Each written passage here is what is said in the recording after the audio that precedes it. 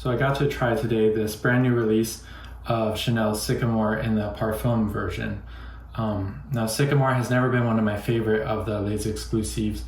I've never bought a bottle. I like and enjoy vetiver. I really like Frederic Mall's Vetiver Extraordinaire. I like Healy's Vetiver Veritas. I also recently have been testing Hiram Green's vetiver, which is also excellent. But for me, the Chanel, there's something, one, it's very sour, very tart. If you like that, a kind of piquantness to your vetiver, you might really like Sycamore. But also something very old school about it to me. I hate to invoke this term, but the same way that people talk about Guerlain vetiver as, smelling like their grandfather, there's something about that to Sycamore. And also even something almost old and dank smelling itself, like almost a wet cardboard kind of note in the deep dry down. But nonetheless, I was very excited to try the Parfum to see if I would like it more. Now everybody talks about how they adored the EDT and its smokiness. Funny enough, when I was first getting into perfume, the EDTs were still, what Chanel was selling. And I remember twice trying them all. And I remember liking Sycamore back then, but I wasn't much of a perfume junkie yet. I think maybe I had one Frederic Mall, I had some Dior, but it was kind of off my radar until much later when the EDTs were already long gone. But I have a feeling if I don't particularly like the Sycamore of today, probably the Sycamore of yesterday still wouldn't be my thing.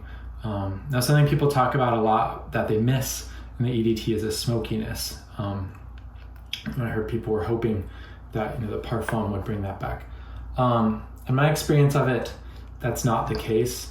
The first thing I noticed is it's very, very quiet, especially at first. When I was smelling the blotter, the SA also hadn't smelled it yet, and she looked at me like, oh, is it too much? Because I wasn't having any reaction, and I said, no, it's not enough. I rarely smell anything yet.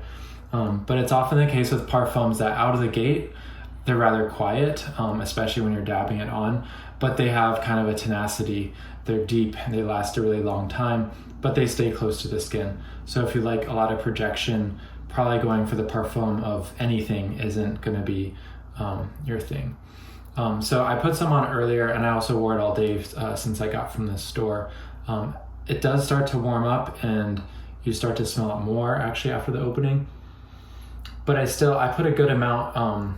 You can almost see an oil slick on my wrist, and I still really have to get in there to smell it. But spraying the two side by side has been very informative because there are big differences. When I first tried the Parfum at the store, I thought, oh yeah, this is Sycamore. I remember this smell. But now when I try them side by side, there's really a lot of difference. The overall character of the vetiver is definitely the same and recognizable in the Parfum, but the EDP is much, much, much brighter. I guess they're aldehydes, maybe, in Sycamore, the EDP, but there's something very bright and sparkling when I first spray this that in the Parfum you don't get at all. I also think comparison to the Parfum really brings out the sourness of the EDP. This is so sour and tart compared to this, although, like I said, it still has you can tell it's the same vetiver that Chanel is using. Interesting notes about the Parfum is it's supposedly has vanilla as well. I don't detect any vanilla, but there is more of a smoothness and a roundness, which maybe the vanilla is contributing to that. But overall, I prefer the Parfum to the EDP because of that increased smoothness and roundness, the sourness turned down.